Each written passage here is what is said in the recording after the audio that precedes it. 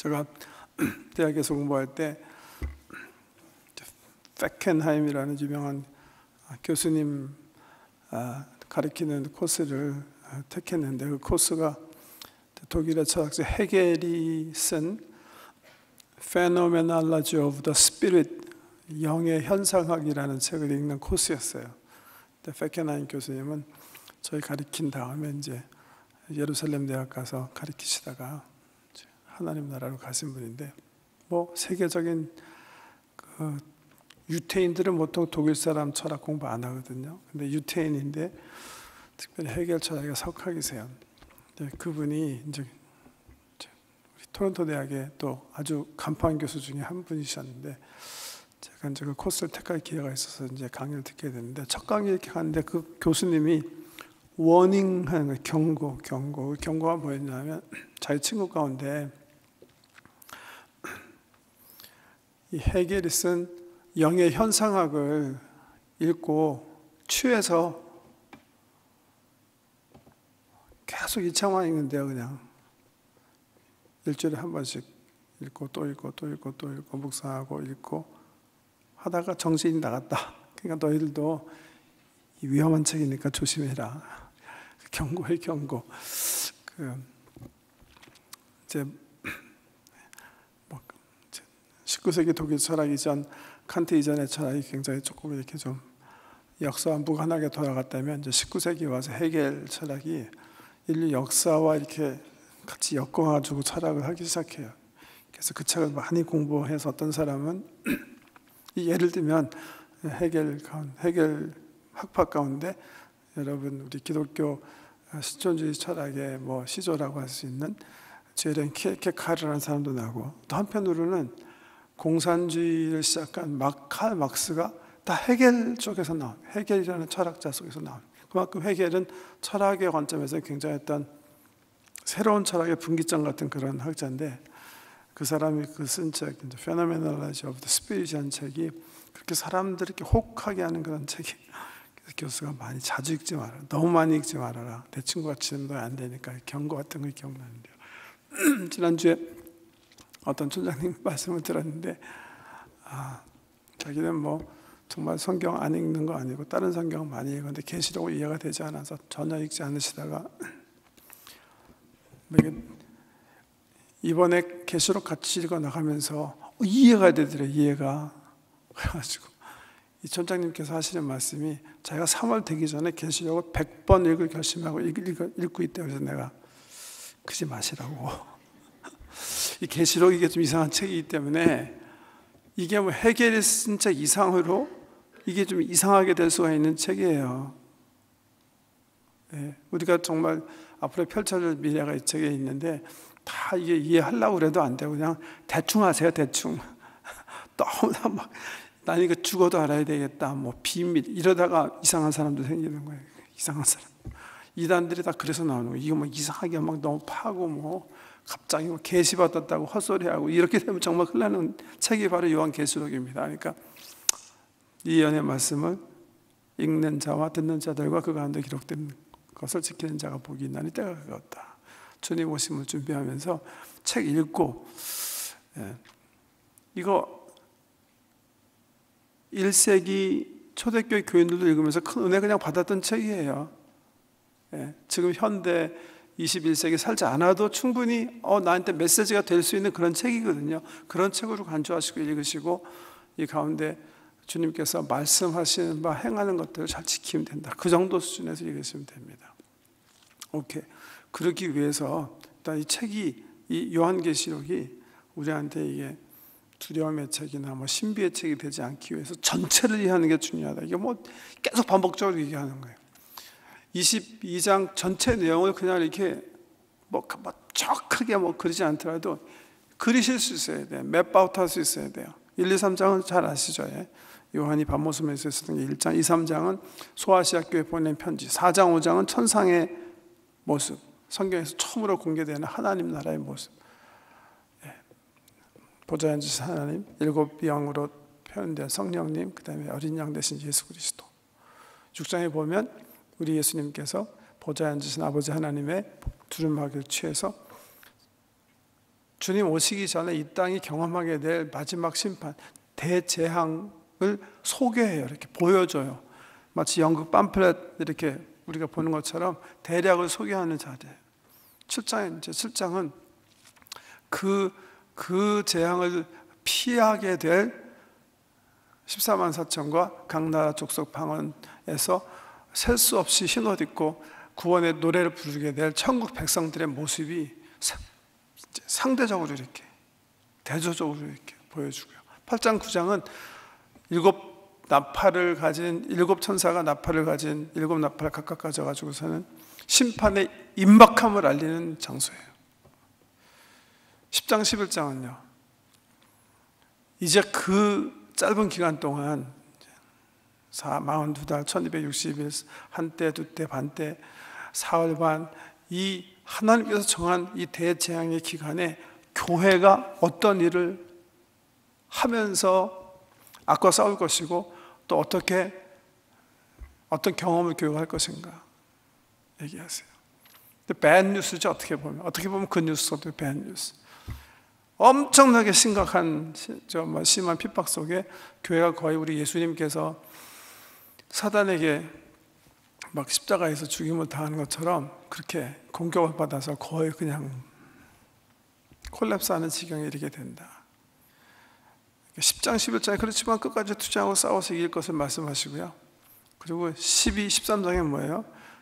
악의 3인방, 용, 바다에서 나오는 짐승, 땅에서 올라온 짐승, 우리 교회의 대적, 또 특별히 하나님께서 정한 대환란 기간에 출현해서 무적행에서 나와서 교회를 음해하고 핍박하고 공격할 악의 세 축, 악의 3인방, 마부, 마자, 마령 같은 그런 삼위일체적 악의 요소가 소개되어 있어요. 14장에는요 끔찍한 얘기 있으니까 다시 지금 천상에서 먼저 간 우리 신앙의 선배들이 어린 양 대신 예수님 편에 서서 하나님을 찬양하고 있는 노래 14장이에요. 오늘 15장 16장이에요. 이게 뭐라 그랬죠? 진짜 재앙이에요. 진짜 이 땅이 경험하게 될 재앙. 이는 공개하는 자리예요. 책을 띈다, 감춰진 계획서를 보여준다 하는 의미가 있다 그랬죠. 나팔은 이제 곧 시작된다, 시작을 알린다. 나팔은 항상 불다라는 동사와 함께 쓰여졌거든요. 시작을 알리는 자리라면 쏟아붓다는 대접에 있는 계획된 모든 것들이, 준비된 모든 것들이 실행에 옮겨지는 것을 의미하는 거예요. 그래서 이 교활계시록은 병행적 문학적 양식, 병행적 표현으로, 근데 반복적 기술 방식으로 쓰여진 책이다, 이렇게 말씀을 드렸어요. 그러니까 실질적으로 이 재앙을 연구해야 되니까 그러시는 분들 계시잖아요. 이 땅에 앞으로 어떤 재앙이 임할 것인가 연구하시는 분들은 좀 이따 우리 살펴보겠지만 나팔 재앙과 대접 재앙을 잘 연구하시면 돼요. 순서대로 잘 기록된 글이니까 그거는요. 그렇게 생각하시면 되겠습니다. 자, 이 대접 보세요. 요한계시록을 우리 예수님께서 감람산에서 말씀하셨던 것처럼 맨 마지막 때 일어날 그 큰 재앙에 대한 어떤 책이라 이렇게 보면 16장의 내용이 정말 요한계시록이 어떻게 보면 가장 중요한 장이에요. 저는 그렇게 생각하잖아요. 계시록이 이 땅에 임할 재앙에 대한 책이기보다는 그 재앙 후에 영광스럽게 구름 타고 나타나신 우리 예수님의 재림, 그리고 그 후에 펼쳐질 새하늘과 새 땅, 신천지에 대한 그런 희망과 소망과 우리 비전을 주는 책이지 이건 아니거든요. 그 16장 같은 거 자꾸만 이 세상이 어떤 환난과 고통을 당할 것인가 계속 묵상만 하면 디프레션 걸리세요. 디프레션. 저는 오늘 그냥 어제 오늘 이 말씀 15, 16장 이렇게 생각하면서 나팔 재앙과 비교해보고 그런데 기분이 나빠요. 기분이 나빠. 이 재앙이 보통 재앙이 아니거든요. 여러분 재앙을 자연적 보세요. 이 재앙이 좀 아까 읽은 대로만 하더라도 이게 총체적으로 세계적인 재앙이잖아요. 여러분 재앙 경험하신 적 있으세요? 제 경험으로는 그게 사라오였던 걸로 기억하는데, 저는 북에서 내려온 가난한 가정이 정말, 저는 처음에 이렇게 어렸을 때 기억이, 그 사글세 방 한 칸에서 6명 같이 살던 거 기억나요. 나중에 7명 된 거예요. 제 동생까지 태어나서. 물론 그 당시 뭐 가난한지도 모르고 살았죠. 뭐 어떻게 됐든 전기 없이 촛불 켜고 공부하는 그런 방에서 7명이 함께 엄마, 아빠, 5 형제가 같이 살았던 기억이 있어요. 그러다가 뭐 정말 부모님들이 그냥 가정을 세우려고 뭐 얼마나 많이 노력하셨겠습니까? 북쪽에서 정말 맨손으로 내려오신 양반들이. 제가 초등학교 가기 전쯤이라고 생각되는데요. 이제 집이 이제 서대문 부가연동에 살다가 이제 퇴교 쪽으로 옮겨와서 아버지가 이제 조그만 사업을 만들고 시골에서 올라온 어떤 젊은이들과 함께 공장을 운영하고 계셨어요. 저희 집은 공장 안에 있었어요. 공장은 전기가 있었는데 저희 방은 아직도 전기는 없었어요. 아직도 촛불 끼고 사는 그런 환경 속에 하루가 아니라 어느 날 새벽 잠에서 이렇게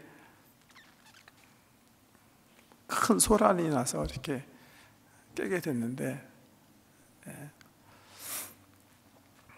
제가 이렇게 사용하는 얇은 그 이불 뭐 이런데 비가 툭툭툭 막 떨어지는 거예요. 태풍이 불어가지고 우리 집 지붕이 날아가 버린 거예요. 그냥. 그리고 갑자기 그냥 새벽인데 그냥 비가 그게 사라온가 무슨 그 유명한 우리 한국의 불어온 그 태풍이에요. 자연재해 얼마나 무섭습니까? 최근에도요, 우리 잘 아시잖아요, 그죠? 헤이티에 지진 한순간 일어나고 그냥 3만 명 죽는 거예요.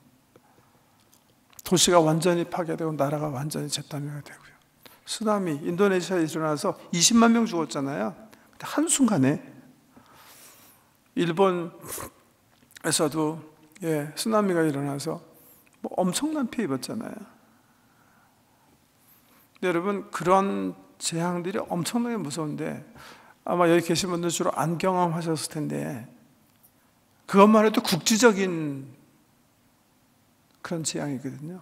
근데 하나님께서 마지막에 진노의 대접을 이 땅에 쏟아부으실 때는 좀 아까 이렇게 보신 대로 국지적인 게 아니에요. 한 나라, 한 민족, 한 도시에 일어나는 그런 게 아니에요. 세계적으로 일어나거든요. 세계가 그냥 한꺼번에 깨지는 거예요. 그래서 이거 자꾸만 묵상하면 이게 디프레션, 대충 하고 넘어가는 게 저는 좋다 이렇게 생각해요. 15장 보면 그 재앙 7가지 재앙 실적으로 이제 쏟아붓는 하나님의 진노가 이 땅에 임해서 이 세상을 멸망하시기 전에 이 내용들을 소개하시면서 15장에 보면 무슨 이렇게 전초전, 무슨 이렇게 뭐라 그러죠? 그 실질적인 액션이 일어나기 전에 뭐 전야제를 준비하는 어떤 그런 무대 같은 게 준비되어 있어요. 15장 보시면 다시 보세요. 이제 말씀. 또 하늘에 크고 이상한 다른 이적을 보면 7 천사가 7 재앙을 가졌으니 곧 마지막 재앙이라 하나님의 진노가 이것으로 마치리로다. 또 내가 보니 불이 섞인 유리바다인데 불이 섞여 있다 이렇게 표현되어 있고요. 또 짐승과 그의 우상과 그의 이름의 수를 이기고 벗어난 자들이 유리바닷가에 서서 하나님의 검은 거를 가지고 하나님의 종 모세의 노래, 어린 양의 노래를 부른다. 모세의 노래 기억하세요? 모세가 언제 노래하죠? 언제? 이집트에서 떠나서 홍해 때문에 정말 죽게 됐어요. 근데 하나님께서 이적으로 홍해를 가르세요. 홍해를 건너고 나서 하나님을 찬양하는, 무슨 노래였어요? 구원의 노래예요. 구원의 노래. 구속의 은총을 찬양하는 거예요. 자기가 잘나서 홍해 건너는 거 아닌 거거든요. 하나님께서 정말 죽을 수밖에 없는 인생들이었는데 은혜로 홍해를 갈리시고 살려주셨거든요. 그 구속의 은총을 노래하는 노래. 우리 성도들이 정말 하나님 존전 앞에 모여서 부를 그 노래, 구속의 은총이에요. 구속의 은총. 그러니까 요한계시록 읽어 나가면서 이거 뭐 심판 있으니까 정말 내가 개과천선하고 도덕적으로 잘 살아야 되겠다. 그거 참 좋은데요. 예수 안에 사는 게 중요해요. 예수 그리스도를 통해서 베풀어 주신 하나님의 사랑을 감사하면서 그 통치 속에 들어가 사는 게 우리가 살 길인 줄 믿으시기 바랍니다. 그래서 구속의 노래라는 것은 나에게 베풀어 주신 하나님의 은혜, 그 크신 사랑 찬양하는 노래예요. 찬양하는 노래. 우린 정말 자격이 없는 죄인들인데 하나님께서 나를 살려주셨다. 그 마음 가지고 사는 게 믿음 생활이에요. 여기 보면 찬양의 내용, 주 하나님 곧 전능하신 이시여 하시는 일이 크고 놀라우시도다. 만국의 왕이시여 주의 길이 의롭고 참되시도다. 주여 누가 주의 이름을 두려워하지 아니하며 영화롭게 하지 아니하오리까. 오직 주만 거룩하시오니 주의 의로우신 일이 나타났으며 만국이 와서 주께 경배하리이다 하더라. 또 이 이후에 내가 보니 하늘의 증거 장막에 성전이 열리며 일곱 재앙을 가진 일곱 천사가 성전으로부터 나와 맑고 빛난 세마포 옷을 입고 가슴에 금띠를 띠고, 왕의 권세를 가졌다는 뜻이겠죠? 세마포 옷, 가슴에 금띠. 네 생물 중에 하나가 영원토록 살아계신 하나님의 진노를 가득히 담은 금 대접 일곱을 그 일곱 천사들에게 주니, 8절이 이게 참 어떻게 보면 무서운 말이죠. 하나님의 영광과 능력으로 말미암아 성전의 연기가 가득 차매 일곱 천사의 일곱 재앙이 마치기까지는 성전에 능히 들어갈 자가 없더라. 왜 들어갈 자가 없다고 얘기했을까? 무슨 얘기일까요? 지금 일곱 천사가 대접을 땅에 쏟아보면 이 땅이 정말 다 깨져버리는 거예요. 우주적인 재앙이 이 땅에 임하는 거예요. 근데 그게 다 맞출 때까지는 하나님 계신 성전에 아무도 못 들어간다. 무슨 말일까요? 하나님의 진노가 극에 달하셨다고 얘기할 수도 있겠고, 더 이상 하나님의 진노를 멈추게 할 사람이 없다는 거예요. 마지막 때에 임하는 이 재앙을 이렇게 막아서고 뭐 그런, 무슨 말씀이냐면 이게 이 마지막 재앙은 정말 하나님의 어떤 긍휼하심과 사랑이 그냥 없는 그런 심판이에요. 자, 16장의 이제 내용인데요. 살펴보겠습니다. 또 내가 들으니 성전에서 큰 음성이 나서 일곱 천사에게 말하되 너희는 가서 하나님의 진노의 일곱 대접을 땅에 쏟으라 하더라. 그래서 쭉 재앙이 나오는데 우리 한번 전체를 살필 때 본 그 도표를 그냥 한번 살펴보고 그냥 넘어가죠. 한번 보여주실래요? 기억하세요? 뭐 가지고 계신 분 계세요? 한번 보셔도 되고요. 자, 말씀드린 것처럼 인재앙, 나팔재앙, 대접재앙은 연쇄적으로 이 땅이 그냥 세 번째 막 큰 재앙군 속에 들어가서 공경에 처할 것이다. 그거 아니고요. 병행적 설명이라 그랬죠. 특별히 그래서 이렇게 한번 나열해봤어요. 좀 크게 좀 보여주세요. 자, 첫 번째 나팔 부는 재앙이 이렇게 설명되어 있어요. 피 섞인 우박과 풀이 나와서 땅에 쏟아져 땅과 수목에 3분의 1이 타버리고 각종 풀도 모두 타버렸다. 대접 쏟는 재앙의 첫 번째 재앙이 장소적으로 보면 같아요. 대접을 땅에 쏟음에 짐승의 표를 받은 사람들과 그 우상에게 경배하는 자들에게 악하고 독한 종기가 납니다. 저는 이렇게 생각해요. 나팔 재앙, 이제 천사들이 나팔 불잖아요. 그래서 시작된 재앙이 이제 이렇게 시작해서 이렇게 끝나는 것이다. 이렇게 대조할 수 있는 게 나팔 재앙과 대접 재앙이다. 그렇게 생각이 되는데요. 일단 그런 관점에서 이 첫 번째 재앙이 제일 이해하기 힘들어요. 뭔지 모르겠어요. 그런데 이 대접 재앙의 관점에서 보면 짐승의 표를 받은 사람들과 그 우상에게 경배하는 자들에게 악하고 독한 종기가 난다. 우리 이 짐승의 표에 대해서 잠깐 생각해 봤었죠? 짐승의 표. 하나님의 사람들은 이마에 하나님과 어린 양의 이름이 새겨지게 된다. 그렇게 얘기했고, 세상을 쫓고 용과 짐승을 쫓는 사람들의 이마나 오른편에는 짐승의 표가 있는데, 그런데 이상하게 거기는 그 해석이 하나 달라붙었다 그랬어요. 그 해석이 뭐예요? 매매하는 표다, 이런 그 주석이 달려있었다 그랬어요.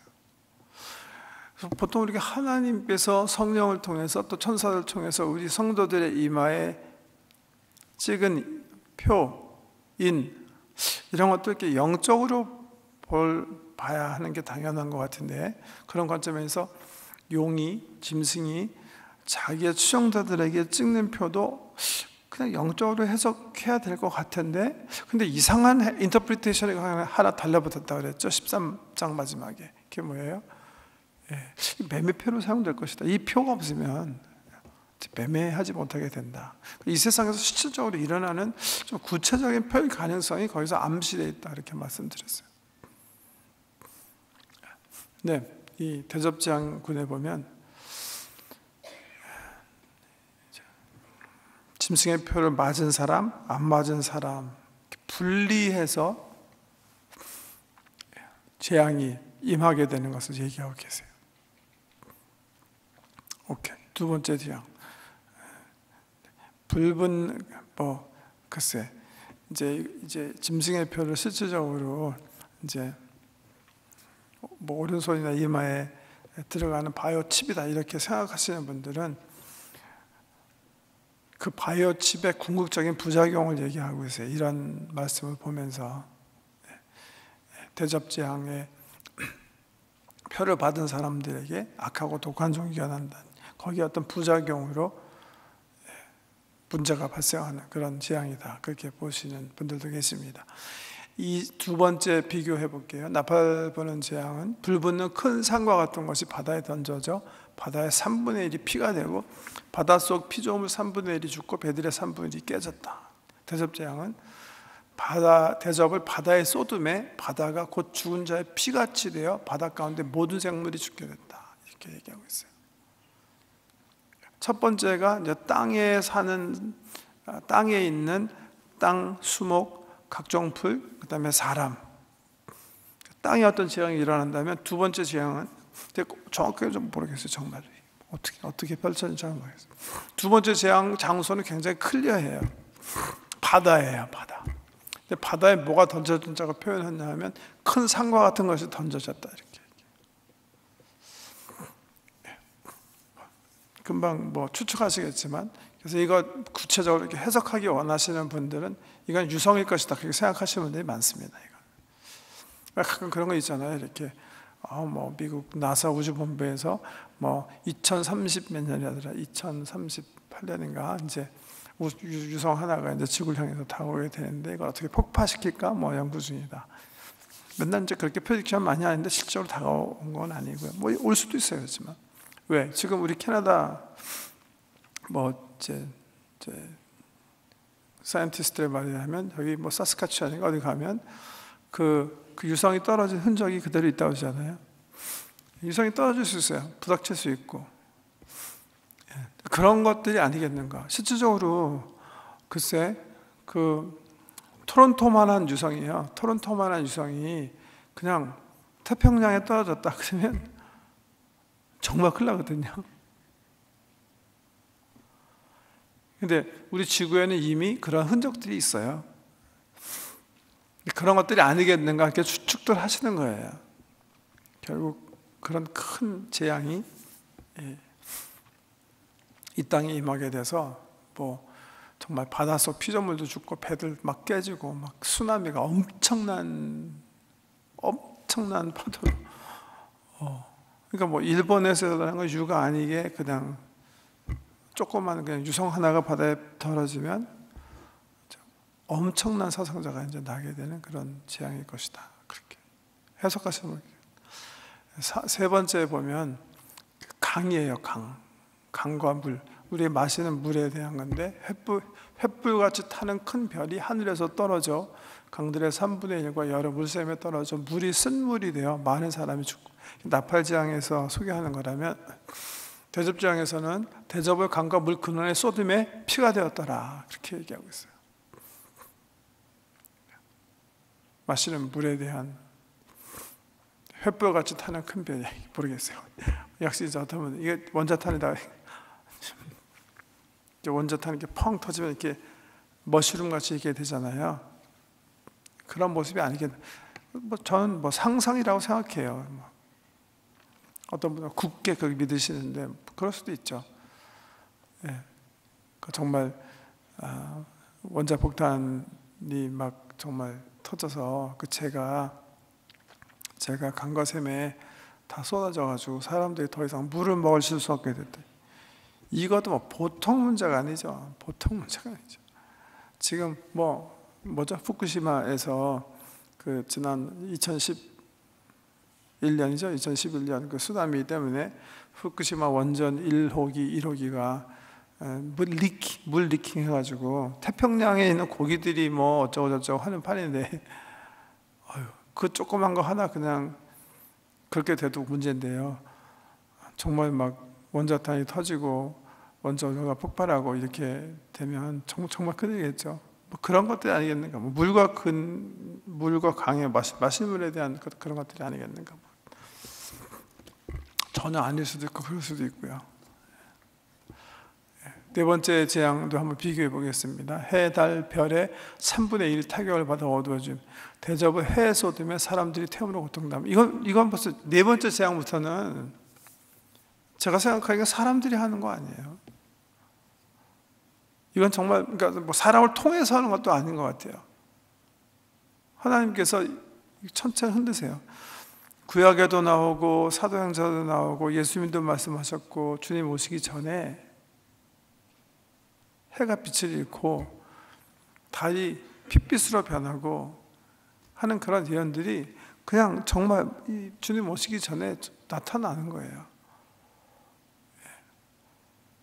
해, 달, 별의 3분의 1이 타격을 받아 어두워지고 이쪽 대접을 해에 쏟으면 사람들이 태움으로 고통당한다.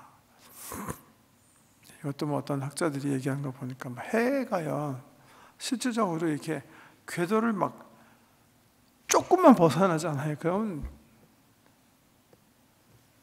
지구는 순식간에 타버린대요. 또 어떤 내추럴하게 얘기하시는 분들은 이런 것들이 지금 사막화 현상이 아니겠는가. 그러니까 해석하시는 분들이 성경에 없는 말들 하시니까 견해는 여러 가지예요. 그러니까 다 믿지 말라는 거예요. 그냥 성경에 없는데 상상력들이 풍부하시구나. 그 정도에서 그냥 넘어가는 게 좋아요. 이거 가지고 나는 이게 옳다고 생각한다. 우기고 싸움하고 그럴 필요 전혀 없다고 생각합니다. 말씀드린 것처럼 어떤 분들은 지금 실질적으로 그렇거든요. 지구온난화, 또 사람들이 많이 잡아먹기 위해서 키우는 이게 별거 아닌 것 같지만 소고기도 다 잡수시니까 소들이 자꾸만 풀을 먹잖아요. 그게 사막화의 주원인 중에 하나예요. 그 다음에 지구온난화예요. 그래서 지금 실질적으로 사막들이 자꾸만 커져요. 물은 없어지고 나중에 이제 물전쟁 할 거다. 그럼 카나다가 제일 유리하다. 우리 이민 잘 온 거죠. 그러니까 실질적으로 그렇게 벌어진다니까. 이게 물 끼고 사는 나라니까. 캐나다가 다른 나라랑 트레이드하면서 우리는 물은 트레이드하지 않는다. 또 왜 그런지 모르시면 아니 80% 클린 워터가 캐나다인데 그걸 갖다 혼자만 먹으려고 그러면 거지 이해가 안 되는데 어떻게 됐든 그 옆에 살고 있는 게 우리가 딱 정말 이민은 잘하죠.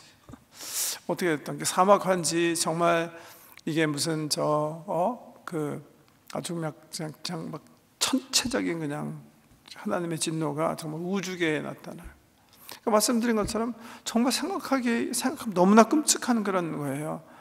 우리 잠시 국지적으로 일어나는 거 여기 그냥 지진만 한번 확 왔다 가더라도 그냥 있는 건물 다 무너지고 난리 칠 텐데 전 세계적인 재앙이거든요.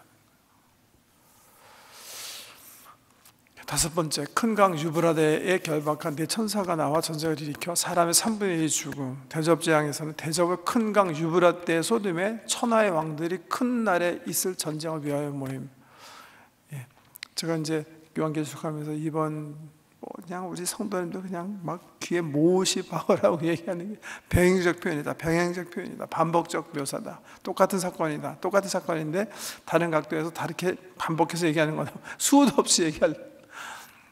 이게 두 번 일어나는 전쟁이 아니에요. 막과 마곡의 전쟁. 나중에 보시면 20장에 우리 잠깐 봤었죠? 2주 전에 막과 마곡의 전쟁. 따로따로 전쟁한다는 거 아니에요. 같은 전쟁인데 다르게 표현하는 거예요. 다르게 표현하는 거예요. 유브라 때 어떤 때예요? 마태복음 아니죠. 창세기 3장에 우리 하나님께서 우리 인류를 처음 복 주신 에덴 동산의 한 경계선이 유브라데예요. 아주 비옥진 그 초생달 그 뭐라 그러죠? 비옥한 땅이 있는 그 지역이에요. 성경에 나오는 뭐 지역적으로 하면 역사적으로 하면 제일 문제의 땅 중동이죠. 중동은 왜 이렇게 항상 이 전쟁과 뭐 역사가 늘 얘기했지만 유브라데스 강 유역의 메소포타미아 문명, 이집트 문명, 이 두 문화가 옛날의 고대 문명 가운데 가장 큰 뭐 헬라, 로마, 옛날에 이 사람네가 설칠 때는 오랑캐 문화 정도였었고요. 이 두 문화가 이쪽 서구에서는 대표적인 문화예요. 이 두 문화가 충돌하는 곳이 뭐 이렇게 중동이에요. 이 사람 이제 이쪽에서 내려와서 보세요. 사우디아라비아 사막 기억하시죠? 사막길을 못 가니까 이렇게 위로 아브라함이 어떤 것처럼 하란 거쳐서 아프리카나 유럽으로 가려고 그러면 지중해 길 따라가고 내려가는 게 이 사람 내가 걸어가야 되는 길이에요. 그 중간에 뭐가 있는 거예요? 중동이 있는 거예요. 그 유명한 여기는 안 나왔네요. 여기 우리 말씀에 보면 아말게돈, 묵기도, 묵기도는 히브리어고 아마게도는 헬라어인데 똑같은 장소거든요. 묵기도의 산, 이스라엘 평야, 우리가 잘 아는 갈멜산 지역이에요. 이번에 우리 성지순례 갔을 때 그곳에 갔다 왔었는데 나폴레옹이 보고 야 전쟁하기 너무 좋은 장소다 그렇게 얘기한 곳이 바로 묵기도예요. 정말 그 묵기도 거기서 전쟁이 정말 마지막 전쟁이 일어날까 아니면 상징일까? I don't know. 제가 보기엔 상징 같아요. 아닐 수도 있지만 이 중동 보세요. 큰강 유브라데 결박한 데 천사가 나와서 전쟁에 이렇게 3분의 1이 죽는다. 대접을 큰강 유브라데 쏟음에 천하의 왕들이 이 왕들은 어떤 왕들이에요? 짐승, 용, 거짓 선지자가 를 추종하는 그런 왕들이에요. 왜 여기서 모여요? 하나님 나라와 대적하기 위해서 모이는 거예요. 이게 마지막 용과 짐승의 어떤 용트림 같은 거예요. 왜? 이후에 하나님께서 개입하셔서 하늘에서 성전이 열리고 대접이 쏟아져서 번개, 우레, 지진, 큰 우박 이런 것들이 내려서 모든 세계가 무너진다. 만국의 성들이 다 무너져 내리는 거예요. 이거 다음에 주님 오시고 새하늘과 새 땅이 펼쳐지는 거예요. 이 만국이 무너지는 모습은 요한계시록 18장에 큰 성 바벨론의 멸망의 모습으로 자세히 기록이 되어 있는 거예요. 마지막 하나님께서 총체적, 우주적, 전 세계적 재앙을 통해서 이 세상을 정말 공격하신다고 얘기할 수 있을까요? 그랬을 때 가슴을 치며 후회하는 큰 성 바벨론과 멸망한 바벨론 성 사람들의 이야기가 18장에 나와요. 왜 그렇게 될 수밖에 없나가 17장. 음녀 바벨론의 특질. 짐승과 올라타고 혼탁하게 하나님을 배반한 음녀의 운명으로 묘사되어 있는 거예요. 자, 이 전 세계적인 대재앙에 대한 그런 얘기인데 여기 보면 이제 16장 한번 이제 성경 한번 보세요. 여기 반복적으로 이런 재앙이 이 세상에 임하는데 세상의 반응을 넷째 천사 이후에 반복적으로 3번 똑같은 반응을 얘기하신 내용이 있어요. 8절부터 읽을게요. 넷째 천사가 그 대접을 해 쏟음에 해가 권세를 받아 불로 사람들을 태우니 사람들이 크게 태움에 태워진지라. 이 재앙들을 행하는 권세를 가지신 하나님의 이름을 비방하며 또 회개치 아니하고 주께 영광을 돌리지 아니하더라. 10절에 보면 다섯째 천사가 그 대접을 짐승의 왕좌에 쏟으니 그 나라가 곧 어두워지며 사람들이 아파서 자기 혀를 깨물고 아픈 것과 종기로 말미암아 하늘의 하나님을 비방하고 그들의 행위를 회개치 아니하더라. 지금 하나님께서 내리시는 심판의 재앙이 강도가 점점 높아지는 거예요.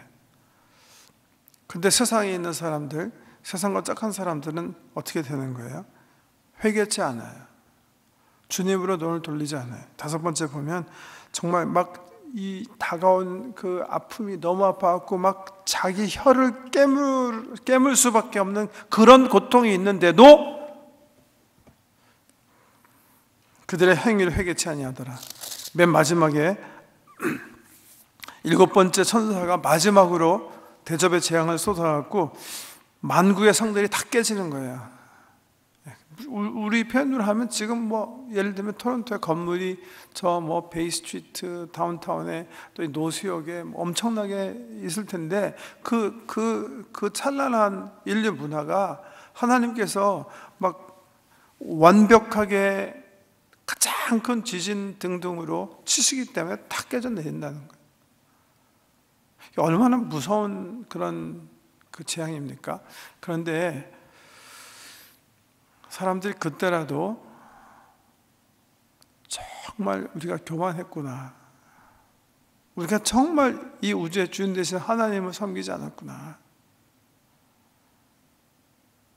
그때라도 예수 그리스도를 생각하고 하나님께 돌아와서 회개하면 사는 거예요.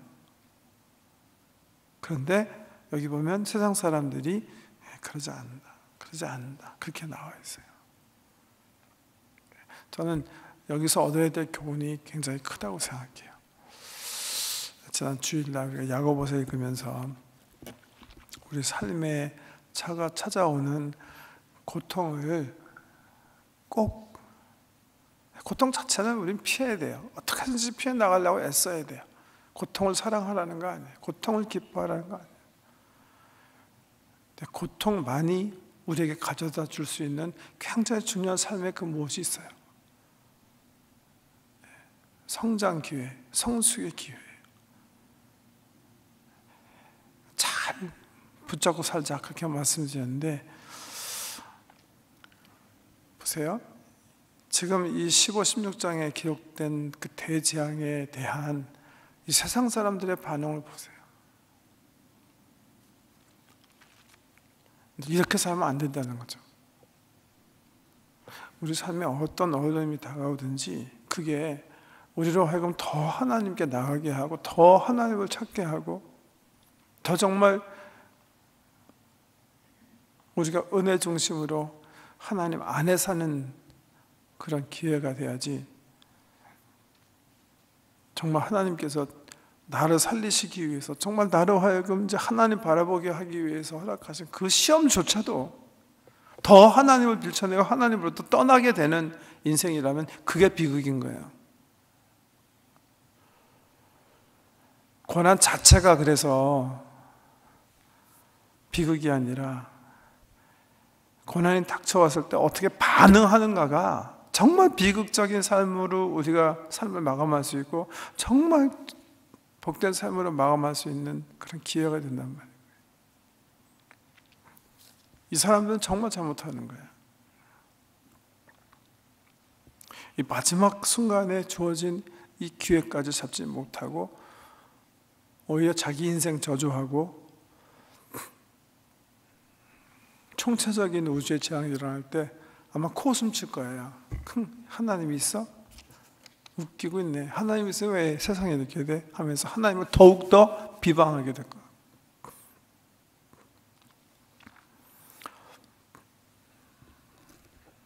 이거 다음에 이 재앙 다음에 예수님께서 오세요. 우리 이제 수요 집회 때 이제 2월 맨 마지막 주에 우리가 이제 요한계시록 다 읽고 마태복음 24장을 읽게 될 거예요. 감람산에서 우리 예수님께서 제자들의 질문, 언제 예루살렘 성 무너지고 당신이 올 때 어떤 징조가 있겠습니까? 물었을 때 하시는 말씀이 감람산 그 계시록인데 마태이 24장을 읽게 될 거예요. 예수님께서 하신 말씀인 것 같아요. 이러고 나서 주님 오시는 거예요. 사람 역사 일에 없었던 큰 지진과 큰 자연재해 후에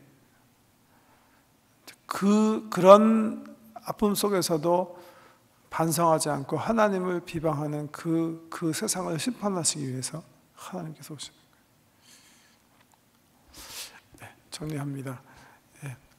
우리 삶에 저는 지금 우리는 아직 그런 재앙이 안 보이는데 그래도 그러면 안 된다고 생각해요. 지금 하나님께서 우리에게 허락하신 모든 삶의 아픔을 어떻게 하자? 하나님께로 돌아가는 기회, 하나님을 예배하는 기회로 삼아야 되는 거예요. 하나님께서 사랑의 매로 우리를 징계하시고 우리의 눈 정말 잡아가지고서는 바라보게 하시는 그 사랑의 풀이 있는데도 나는 정말 노새처럼 그렇게 살면 안 되겠다.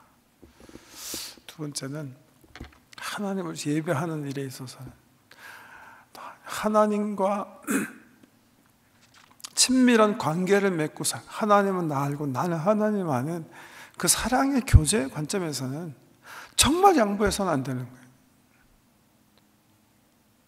영원한 생명은 영생은 이것이니 하나님과 그가 보내신 예수 그리스도를 아는 것이라. 그 교제 속에 들어가서 하는 거예요. 그래서 이 펼쳐질 하나님의 계획, 우리가 지금 보고 있는 계획이 우리한테 두려움으로 와서는 안 되겠어요. 진실하게 하나님과 교제하고 예수 그리스도가 나와 동행하시는 내 친구가 되어 있으면 어떤 시험이, 어떤 도전이, 어떤 끔찍한 일을 이 세상에 경험하게 될지라도 나는 두려움이 없고 나는 준비가 되어 있는 거예요. 하나님과의 관계예요. 우리 살아계신 주님과의 관계예요. 그분 나를 알고 나는 그분 알고. 안다는 단어가 굉장히 중요한 단어다 그렇게 말씀드려요. 안다는 말은 교제한다는 거예요. 성경에 안다라는 단어는 세상에서 이제 또 사용하는 야다라는 단어, 야다. 세상의 사람들이 어떻게 이 히브리어를 알았는지 너 야다 했어? 시쳇말 쓸 때 그 뭘 의미하는 줄 아세요? 성관계 했어 이 뜻이에요. 아주 친밀한 관계를 맺었다는 게 야다. Not know about 아니에요.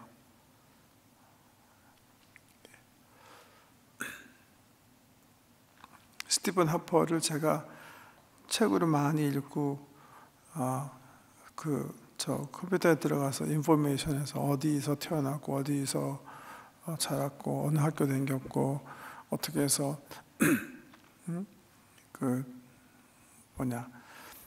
PC에 들어갔고 어떻게 언제 누구랑 결혼했고 애는 맺히고 알아요.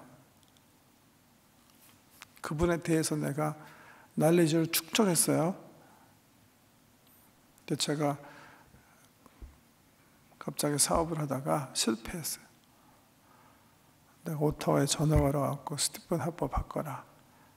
바꿔주지도 않겠지만 내가 당신에 대해서 정말 많이 알고 있는데 나를 도와달라. 그럼 그 사람이 어떻게 생각할까요? 이 사람이 정말 미친 사람인가? 그러지 않겠어요? 나는 그 사람에 대해서 아는 거예요. 그렇지만 그 사람과의 관계는 없는 거예요. 구원은 예수님에 대해서 아는 게 아니에요. 예수님을 아는 거예요. Not knowing about Him, but knowing Him이에요. knowing Him. 관계예요, 관계. 그분과의 친밀한 관계가 중요한 거예요. 그분은 내 안에, 나는 그분 안에. 나와 동행하는 삶.